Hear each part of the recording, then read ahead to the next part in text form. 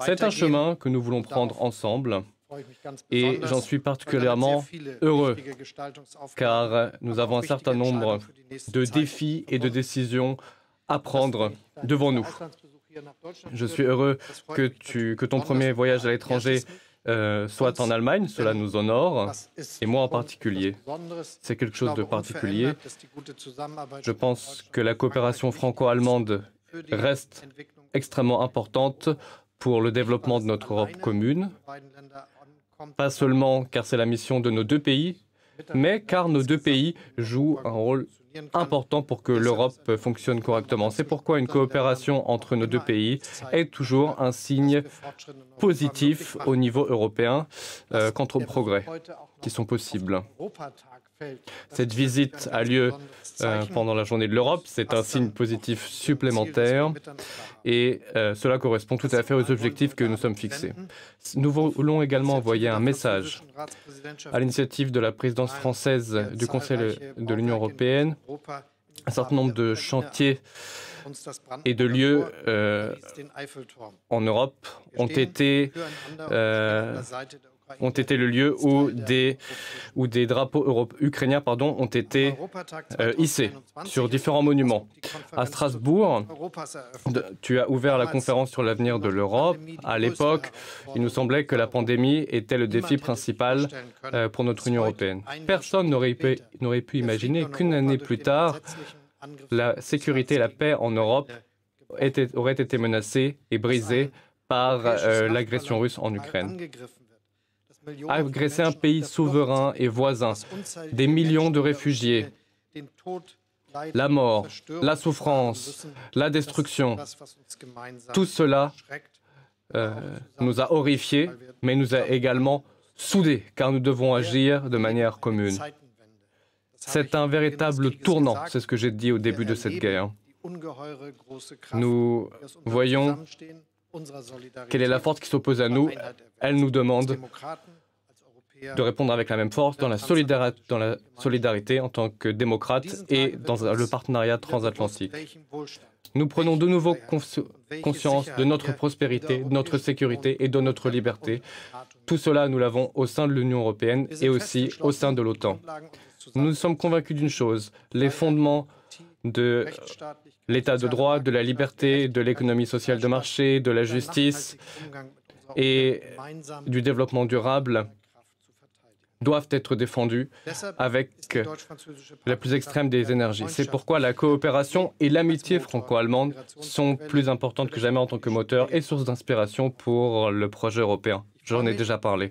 Je suis très heureux de t'avoir comme partenaire fiable à mes côtés.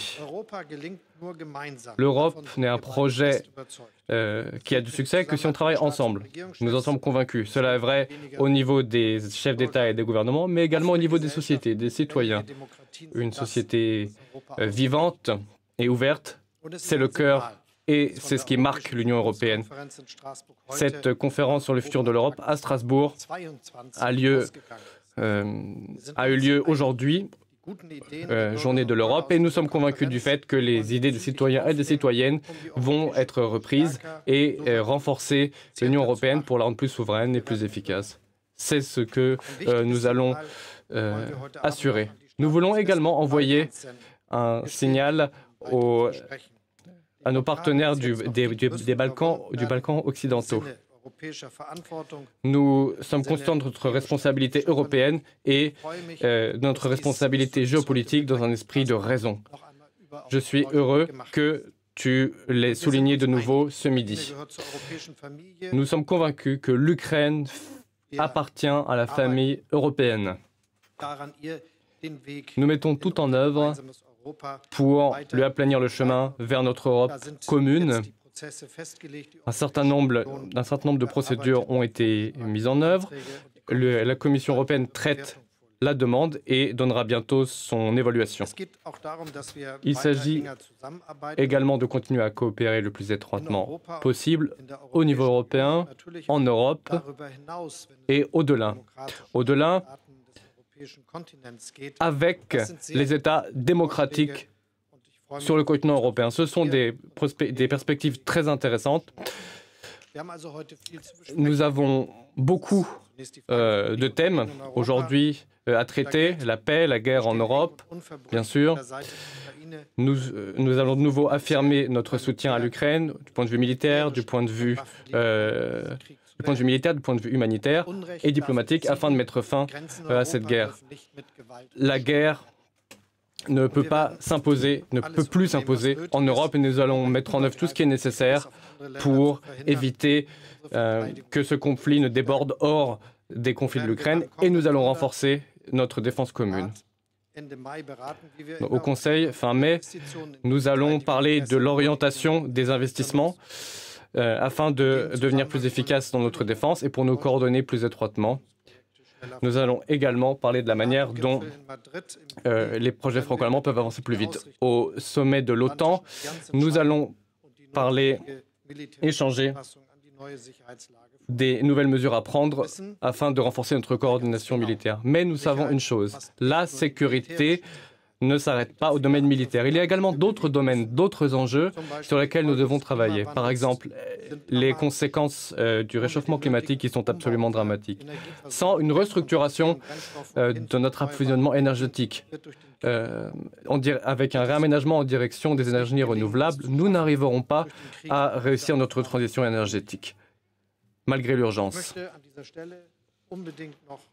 Je souhaiterais souligner le fait que je remercie avec la plus grande des chaleurs la France pour sa présidence réussie de l'Union européenne, en particulier dans le domaine de l'approvisionnement énergétique et du pouvoir d'achat. Il y a eu également d'autres enjeux. Et sur ces enjeux, nous voulons arriver à des solutions concrètes afin de renforcer l'intégration de l'Union européenne en gardant à l'esprit la perspective des Balkans occidentaux. Nous sommes convenus, suite aux élections parlementaires en France, de nous revoir en juin dans le cadre d'un conseil franco-allemand des ministres, avec l'objectif de donner un nouvel élan à l'Europe. Je l'attends avec beaucoup d'impatience, cher Emmanuel. Vielen Dank, Herr Bundeskanzler, lieber Olaf, für diese Einladung nach Berlin. Ich freue mich sehr, Sie alle, dich wiederzutreffen, anlässlich meiner ersten Auslandsreise nach meiner Amtseinführung für diese zweite Amtszeit vorgestern. Für mich war es ganz klar, diese erste Reise würde darauf abzielen, noch einmal die Bedeutung der deutsch-französischen Freundschaft zu unterstreichen. Dieser Wunsch lag mir umso mehr am Herzen, als dass wir uns anlässlich dieser ersten Auslandsreise, die ich mache, am 9. Mai, dem Europatag, treffen, um dieses einzigartige politische Projekt in der Welt zu feiern, das Deutschland und Frankreich gemeinsam mit aufgebaut haben und dabei die Gräben überwunden haben, die sich zwischen unseren beiden Ländern bei 2 Weltkriegen entwickelt hatten. Pour célébrer ce projet politique unique au monde que l'Allemagne et la France ont contribué à façonner en surmontant les gouffres qui s'étaient créés entre nos deux pays au cours des conflits mondiaux. Et je souhaite que l'amitié qui unit nos deux pays et qui nous unit puisse nous permettre dans les semaines, les mois, les années qui viennent de continuer de construire de grandes choses. Ensemble, nous portons l'ambition d'une Europe plus forte, plus souveraine, plus unie, plus démocratique, à hauteur des défis de sécurité en particulier auxquels nous sommes confrontés. Nous savons les grands chantiers qui nous attendent. Nous savons aussi le tournant écologique et numérique, la transformation de nos économies et de nos sociétés qui implique là aussi une mobilisation de nos deux pays et de notre Europe. Nous avons donc beaucoup de travail, tu l'as rappelé. D'abord sur le plan bilatéral et nous allons nous y atteler. Nous souhaitons continuer de développer ce que ces dernières années nous avons continué de renforcer, nos liens économiques, académiques, scientifiques, notre meilleure coordination en matière de défense, de politique étrangère. Nous avons des grands projets de défense. L'Allemagne a fait des choix extrêmement structurants dont je me félicite. Et sur tous ces grands sujets, je souhaite que nous puissions renforcer la coordination bilatérale et en effet pouvoir tenir dans les prochaines semaines un Conseil des ministres franco-allemands qui sera l'objet de renforcer sur tous ces sujets l'amitié et les projets concrets entre nos deux pays. Ensuite, bien évidemment, c'est la situation géopolitique en Europe et la guerre lancée par la Russie en Ukraine qui, aujourd'hui, nous touche profondément, touche l'ensemble de nos compatriotes, notre Europe, et nous a conduits à agir ensemble pour essayer d'abord de stopper cette guerre et ensuite de tout faire depuis le mois de février dernier pour pouvoir obtenir un cessez-le-feu, éviter par tout moyen l'élargissement du conflit, soutenir l'Ukraine et les Ukrainiens, sanctionner la Russie. Et au fond, le défi qui est le nôtre, celui de notre Europe, de nos pays, de notre génération, est bien de faire face au retour de la guerre sur notre continent, mais de tout faire pour protéger la démocratie, pour être aux côtés de l'Ukraine, tout en protégeant nos peuples contre l'extension de la guerre. Nous continuerons sur ce sujet de nous coordonner étroitement et d'agir ensemble comme nous l'avons fait depuis le début, en aidant l'Ukraine, en continuant de le faire. Nous avons pris ensemble des décisions importantes ces dernières semaines et en continuant en effet de nouvelles sanctions. Sur ce sujet, nous aurons, nous le savons, des décisions importantes à prendre dans les prochains jours au niveau européen. Nous en parlerons ce soir. Et nous tenons l'un et l'autre à une réponse unie et solidaire apportée par l'Union européenne, comme nous le faisons depuis 2 mois, et c'est à mes yeux absolument indispensable. De même, nous continuerons à être aux côtés de l'Ukraine. Nous l'avons montré la semaine dernière, de manière financière, militaire, humanitaire, pour continuer à nous engager. Cette guerre conduit aussi, évidemment, à avoir une réponse coordonnée en matière de politique de défense et de renforcer notre ambition européenne. Nous en avons lancé les fondements, nous avons un axe franco-allemand. Nous aurons des décisions importantes à prendre à la fin du mois de mai dans un Conseil exceptionnel européen sur ce sujet. À la lumière de la boussole stratégique lancée sous présidence allemande, conclue il y a quelques semaines, nous aurons des décisions additionnelles à prendre. Puis évidemment, comme M. le Chancelier vient de le rappeler, en matière d'énergie, nous devons aussi à la fois réduire la dépendance européenne aux énergies fossiles russes, ce qui est cohérent avec notre stratégie écologique, le faire beaucoup plus vite, beaucoup plus fort, c'est cohérent aussi avec nos sanctions, et protéger nos concitoyens et nos entreprises des effets en termes de prix. À ce titre, nous aurons plusieurs décisions européennes à prendre.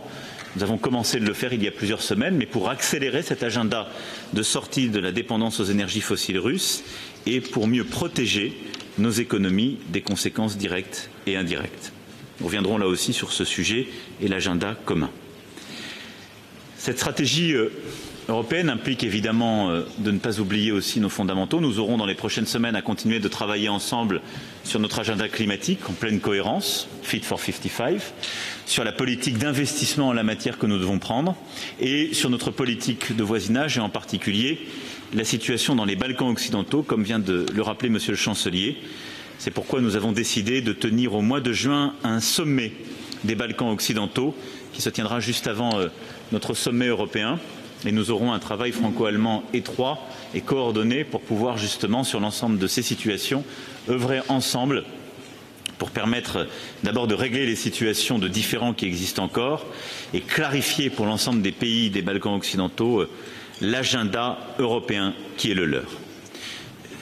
Plus largement, j'ai fait ce matin plusieurs propositions au nom de la France dont nous discuterons et nous en avons d'ailleurs plusieurs fois parlé, mais je crois pouvoir dire que nous partageons ensemble la conviction aussi qu'au-delà des Balkans occidentaux, nous avons la nécessité de repenser l'espace politique européen. C'est l'objectif de cette communauté politique européenne proposée ce matin pour pouvoir bâtir la paix, la stabilité et des coopérations sur les questions les plus géopolitiques de notre Europe. Puis au-delà de l'Europe, il y a évidemment toutes les grandes questions internationales et ces mois sont importants où l'Allemagne assure la présidence du G7 et la France la présidence tournante du Conseil européen. Je me félicite de notre parfaite coordination à cet égard. Évidemment, nous nous coordonnons pour, au-delà des Européens, être parfaitement engagés avec l'ensemble des alliés et l'ensemble des puissances du G7, comme nous l'avons vu hier face à la guerre en Ukraine. Nous nous coordonnons aussi pour avoir la bonne réponse en matière énergétique et nous nous coordonnons également pour avoir la bonne réponse en termes de sécurité alimentaire mondiale, laquelle est mise en danger par la guerre initiée par la Russie. À cet égard, l'Allemagne et la France sont toutes deux lancées des initiatives en ce sens et nous profiterons de nos présidences pour faire progresser l'accès aux produits alimentaires au niveau mondial. De même, nous poursuivrons également notre coordination sur les grands sujets internationaux, en particulier notre relation avec la Chine. Nous aurons l'occasion de parler avec le président chinois l'un et l'autre dans les prochaines heures, et la situation au Sahel, où là aussi nous avons une forte implication l'un et l'autre. Voici en quelques mots ce que je voulais évoquer de la relation bilatérale, de notre travail en commun pour l'Europe et des grands sujets internationaux de coordination. Mais derrière tout cela, il y a une histoire et une amitié. Et c'est tout le sens de ma présence aujourd'hui à Berlin, ici à la chancellerie, à tes côtés, cher Olaf. Et donc merci pour cette invitation et l'honneur qui m'est fait en ce 9 mai d'être présent côte à côte avec toi.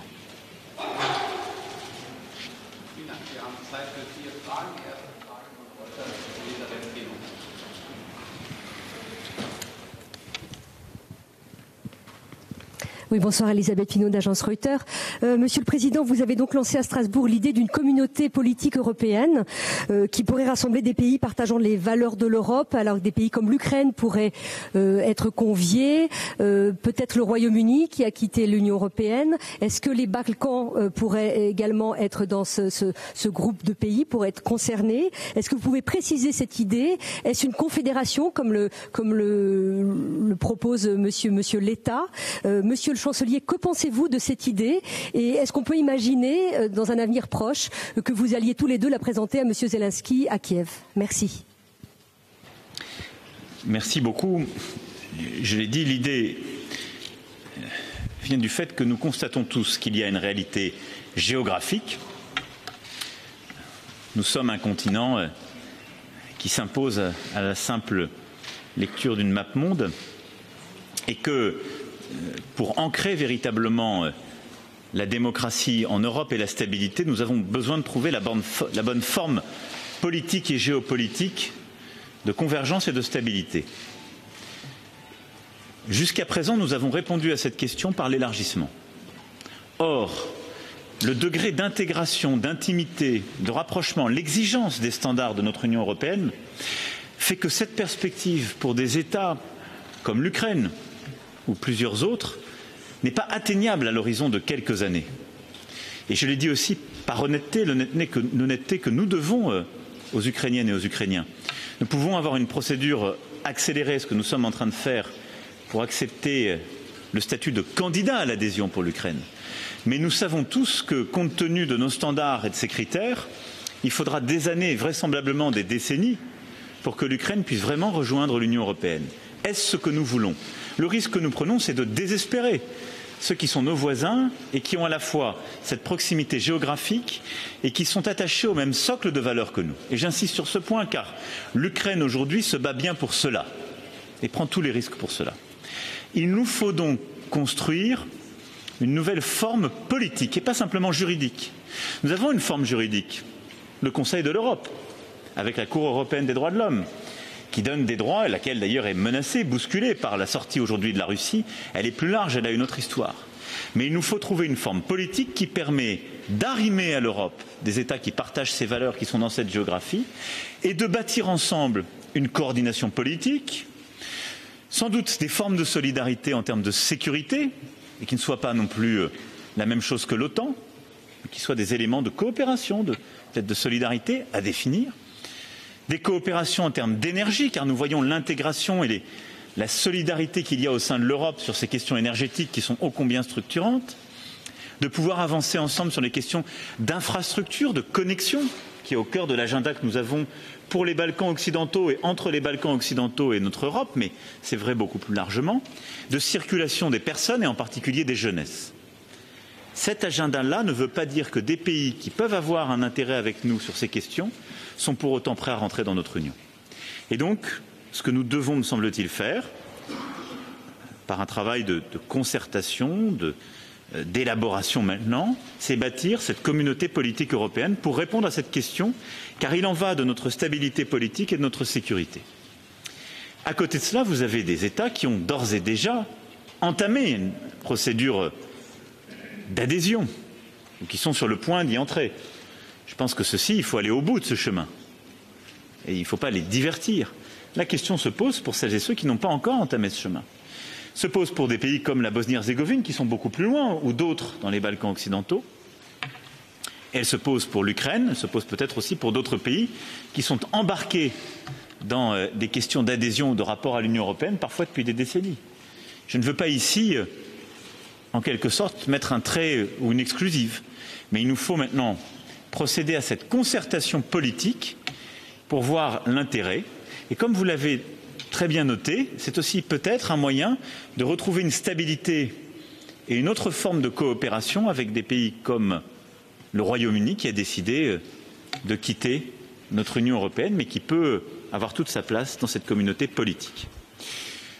À cet égard, je souhaite que par un travail étroit avec Monsieur le chancelier Scholz, nous puissions en effet concerter, et il est clair que c'est un des sujets que nous aurons ensemble à évoquer avec le président Zelensky.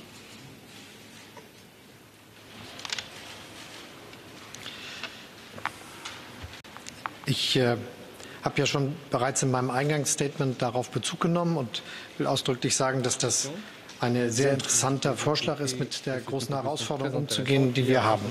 Wir treiben voran den ständigen Integrationsprozess der Europäischen Union. Le processus d'intégration avance en permanence. Il s'agit pour nous de construire une Europe plus forte, plus souveraine, ce qui ne peut que fonctionner si un certain nombre de critères sont remplis. L'état de droit, la démocratie et différents critères de nature économique. Il y a également d'autres enjeux, d'autres sujets qui jouent un rôle important. En outre, sur le continent européen, il y a un certain nombre de pays qui nous sont très similaires du point de vue démocratique, qui veulent coopérer avec nous, qui ont différentes perspectives vis-à-vis de l'Union européenne, mais qui ont envie d'y être liés. C'est pourquoi je pense que c'était une bonne chose que d'avancer sur ce dossier de cette manière. C'est nécessaire et c'est pourquoi je suis très heureux que cette proposition ait été faite. Il est clair que cela ne doit pas nous empêcher de faire avancer ce que nous avons déjà initié, c'est-à-dire de lancer des processus d'adhésion. C'est vrai pour les Balkans occidentaux que nous avons déjà évoqués.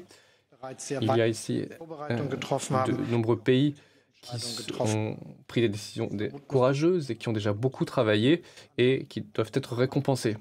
Je veux prendre ici l'exemple de la Macédoine du Nord. Il y a eu un certain nombre de décisions politiques très courageuses qui ont permis de lancer le processus d'adhésion. Et il nous faut nous assurer que ces décisions courageuses ne soient pas vaines. Merci, Monsieur le Président, Monsieur le Chancelier. Une question pour tous les deux. Le président russe, Monsieur Poutine, a tenu sa grande parade. Il y a tenu un discours. On y a attendu un certain nombre de mesures très dures, comme par exemple une mobilisation générale de la Russie ou bien une déclaration formelle de guerre à la Russie. Cela n'a pas eu lieu. Quelle est votre évaluation, quelle est votre perception de ces prises de position du président russe?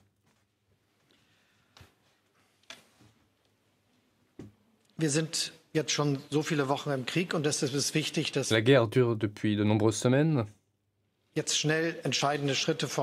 Des mesures importantes doivent être prises en vue de mettre fin à la guerre. Il y a les négociations, les armes doivent se taire et nous espérons que la Russie retire ses troupes du territoire ukrainien. Et par conséquent, il est très important qu'un processus de déescalation poursuive, ne serait-ce que du point de vue rhétorique. Il y a ensuite la situation en Ukraine, c'est autre chose, et nous allons voir quelle va être l'évolution sur ce terrain. Une chose doit être claire, il n'est pas possible d'imaginer que l'Ukraine accepte une paix de diktat. Une paix dans laquelle on lui présente un certain nombre de conditions et qu'elle doit accepter sans présenter de requêtes. Notre demande est la suivante, les négociations doivent reprendre. Les dialogues entre la Russie et l'Ukraine doivent devenir plus concrets. Il n'est pas possible, après que des milliers de personnes soient mortes, Il n'est pas possible que cette guerre se poursuive de cette manière. Des négociations doivent avoir lieu, c'est impératif. Et c'est ce que nous pouvons faciliter. Malheureusement, les évolutions sur le terrain ne dépendent pas de nous. C'est une guerre d'agression qui a été lancée et cela va rester la réalité sur le terrain en Ukraine. Non. Je pense qu'en effet, aujourd'hui n'a pas été marqué par une escalade verbale, ni escalade géographique, ni escalade dans l'utilisation des armes. Vous l'avez vous-même noté dans votre question. Est-ce suffisant ou satisfaisant pour nous? Non, puisque ce que nous cherchons à obtenir, c'est un cessez-le-feu le plus rapide possible, lequel seul permettra de parachever les négociations qui sont commencées par délégation et dans des formats successifs entre la Russie et l'Ukraine, pour ensuite obtenir la paix et un retrait durable des forces russes. C'est cela l'objectif qui est le nôtre. Et comme l'a rappelé à l'instant Monsieur le Chancelier, je pense que nous restons concentrés sur notre objectif, tout faire pour obtenir ce cessez-le-feu, aider l'Ukraine à négocier dans les termes que l'Ukraine décidera pour elle-même, car notre positionnement est d'être là aux côtés de la souveraineté et de l'intégrité territoriale ukrainienne, ni plus ni moins. Et cette négociation, postérieure à un cessez-le-feu, est la seule qui permettra de rebâtir la paix. Et l'Europe, là, aura un rôle à jouer, à deux égards, dans les garanties de sécurité que nous aurons à discuter, à préparer, sur lesquelles nous œuvrons aux côtés, justement, des Ukrainiens et de plusieurs autres alliés, et la reconstruction de l'Ukraine, sur laquelle nous aurons à travailler en Européens, sur laquelle nous nous sommes d'ores et déjà engagés.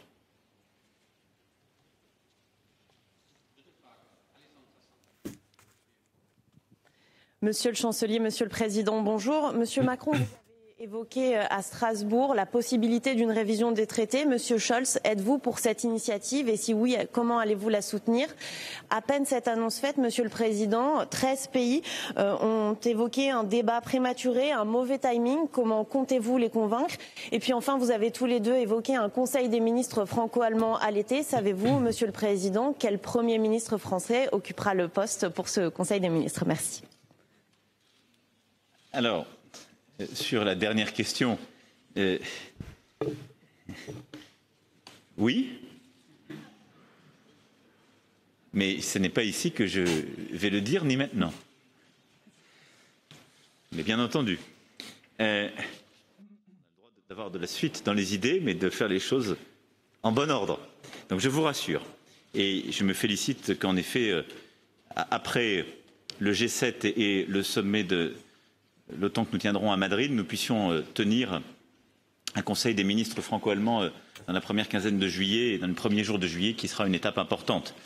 Ensuite, ce matin, j'ai donné ce qui est la position de la France, et je l'ai bien rappelé, face aux propositions de la conférence sur l'avenir de l'Europe. Et c'est une position que j'assume, dont j'ai expliqué le contenu. Pour reprendre les propositions faites par nos citoyens, nos parlementaires nationaux et européens, il y a beaucoup de choses qu'on peut faire dans le cadre de nos politiques. La présidente de la Commission, je m'en félicite d'ailleurs, a indiqué qu'elle en relèverait plusieurs. Il y a plusieurs choses et réformes que nous pouvons mettre en œuvre dans le cadre des décisions que nous prendrons dans les conseils successifs, qu'il s'agisse du climat, de l'emploi, de la croissance. Nous en avons parlé avec Monsieur le Chancelier, nous continuerons et nous le ferons. Puis il y a des choses qui nécessitent en effet des transformations plus profondes. J'ai marqué en effet ma disponibilité et mon soutien à cette initiative d'une convention avec un travail préalable, oserais-je dire, de cadrage. C'est-à-dire qu'avant de lancer la convention, il faut exactement en définir les objectifs, ce que j'ai dit ce matin en dressant quelques lignes. Je me suis exprimé au nom de la France, pas au nom du Conseil, en indiquant que nous aurons une première discussion exploratoire au mois de juin. Et à ce moment-là, des pays pourront dire ce pourquoi ils sont, ce contre quoi ils sont, et se positionner. C'est comme ça qu'on fait l'Europe. Il est évident que nous ne sommes pas 27 à penser la même chose au même moment. Et donc, c'est constamment le mariage d'ambition et de compromis. J'ai donné la position de la France. Nous aurons maintenant à bâtir, d'abord à récolter la position des uns et des autres et à bâtir un chemin. C'est le travail des prochaines semaines et des prochains mois.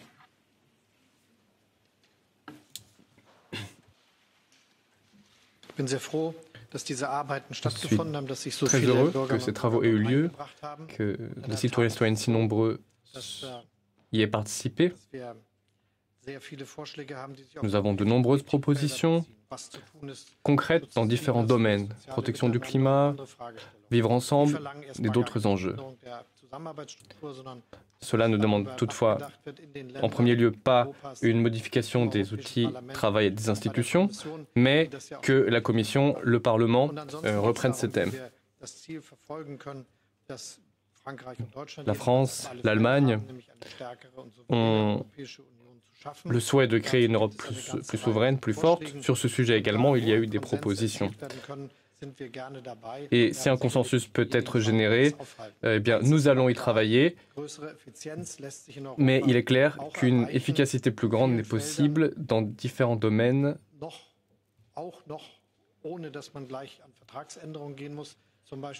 Et ce, même sans révision des traités, comme par exemple la question de l'unanimité. Et pour une révision des traités, il faudrait une unanimité, effectivement, des différents pays européens. Un certain nombre de fondamentaux ont été évoqués, et sur ces sujets, nous allons travailler de manière renforcée.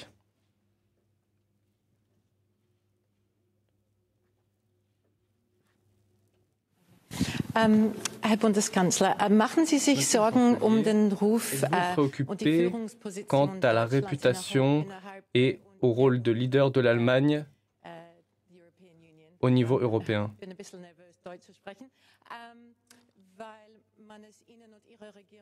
On reproche à votre gouvernement d'avoir agi trop lentement quant aux livraisons d'armes vis-à-vis de l'Ukraine ou quant aux sanctions énergétiques. Est-ce que c'est l'heure d'abolir la règle de l'unanimité dans l'Union européenne avec les prises de décision dans la politique étrangère? Il y a des problèmes à ce moment-là à terminer les sanctions pétrolières, par exemple. Vielen Dank. Merci.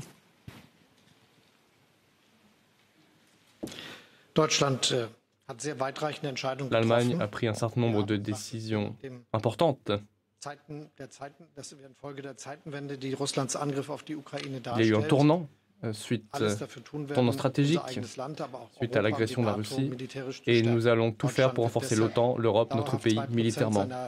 L'Allemagne va dépenser davantage que les 2% prescrits par l'OTAN pour sa défense. Nous avons décidé de fonder un investissement de 100 milliards pour rattraper notre retard et afin d'améliorer notre capacité de défense. L'Allemagne a une armée conventionnelle très importante en Europe qui est utile à la protection non seulement de l'Allemagne, mais de l'ensemble des partenaires au niveau européen. Nous allons donc renforcer notre Bundeswehr de manière importante et cela aura des effets positifs sur la capacité de défense de l'ensemble de l'Europe. La coopération au sein de l'OTAN est très importante dans ce contexte et c'est pourquoi nous accueillons favorablement le fait que d'autres pays aient pris comme l'Allemagne la décision d'augmenter leurs dépenses de défense.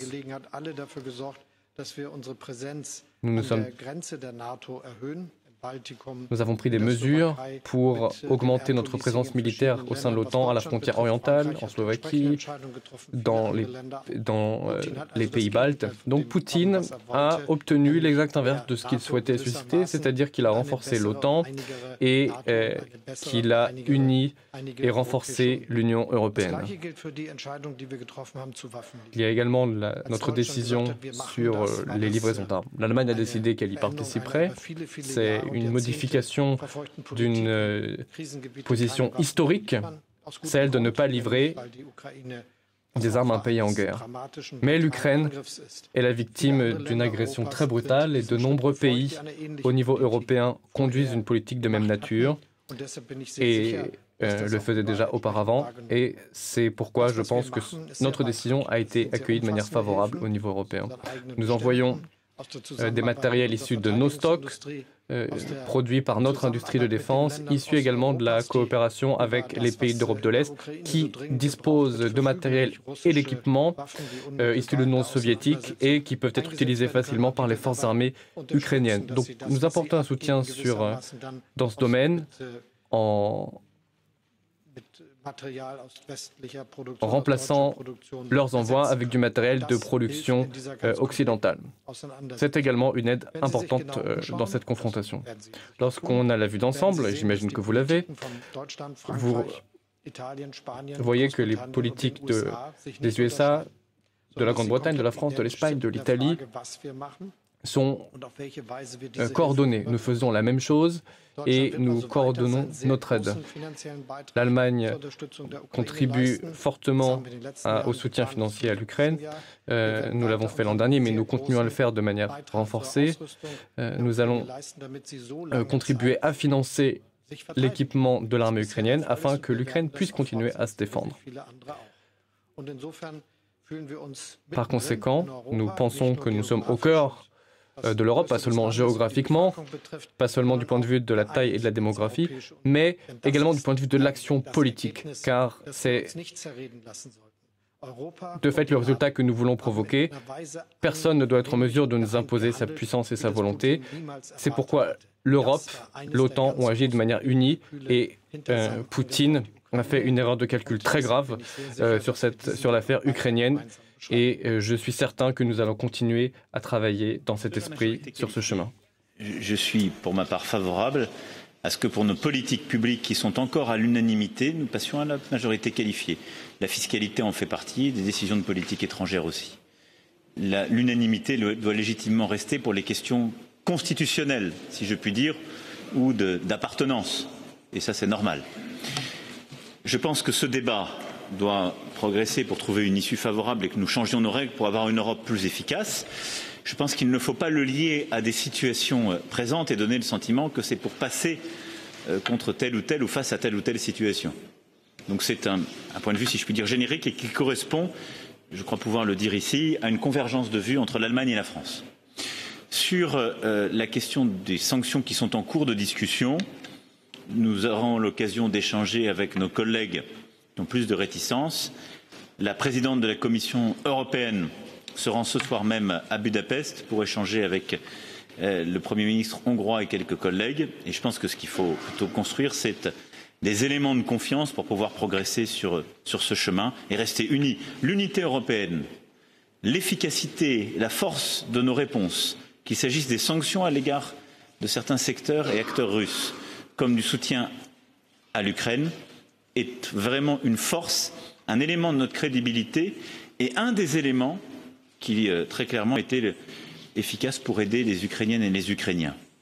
Tout ça n'est qu'une aide à leur courage, leur bravoure, qui force notre admiration en cette journée. Pourquoi, comme l'a rappelé Monsieur le Chancelier, nous savons aujourd'hui l'importance de ce combat et le caractère symbolique de ce combat que mène le peuple ukrainien en cette journée de l'Europe.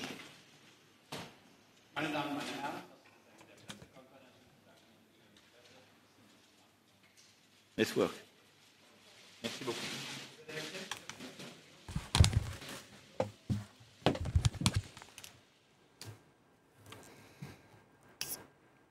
Vous venez d'entendre Emmanuel Macron et Olaf Scholz en direct de Berlin dans cette conférence de presse commune où bien sûr il a été question d'Europe, de guerre en Ukraine, une guerre en Ukraine qui constitue un tournant, a dit le chancelier allemand, plus de coopération entre les États démocratiquement élus, c'est ce qu'ils disent également. Le défi est de tout faire contre l'extension de la guerre, a affirmé Emmanuel Macron. L'Ukraine ne peut pas accepter une paix de diktat selon Olaf Scholz. Un conseil des ministres franco-allemand aura lieu au mois de juin, ainsi qu'un sommet des Balkans. Vous avez suivi avec moi cette conférence de presse. Virginie Hertz, bonsoir. On voit que finalement c'est la guerre en Ukraine qui va tout déterminer aujourd'hui en Europe. Alors, Oui, effectivement. En tout cas, c'est un moment particulier dans l'histoire de l'Europe qui rebouleverse un petit peu les cartes. L'Europe s'est réunifiée.